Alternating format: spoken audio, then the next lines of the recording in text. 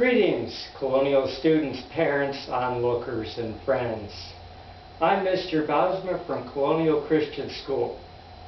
We've been studying waves for some time. In front of us is a device named the Rubens tube. This project was created by Asael Semkish.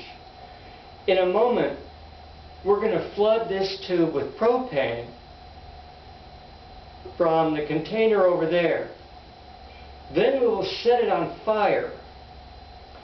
The box in front of you here is a discarded stereo with wires hooked up to the speaker in the Rubens tube right here. The stereo will receive an FM transmission from a phone running a function generator. The generator makes sounds of all kinds, sending exact frequencies to the speaker. This one will transmit to the Rubens tube. The sounds from the function generator will bounce back and forth in the Rubens tube. At times, the returning wave will be aligned to an oncoming wave and add to it.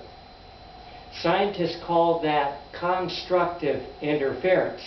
Sometimes the returning wave will subtract from the oncoming wave. Scientists call that destructive interference.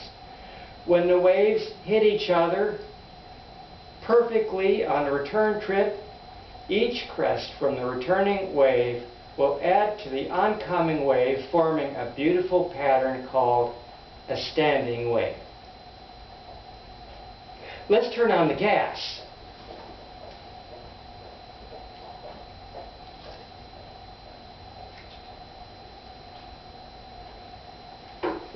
We'll give it a moment to flood the tube.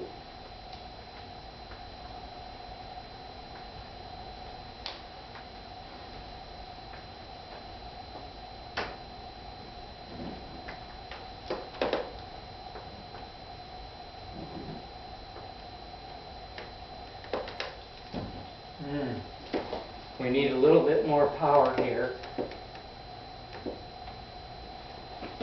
Okay. You see the flames. Now, let's get the function generator.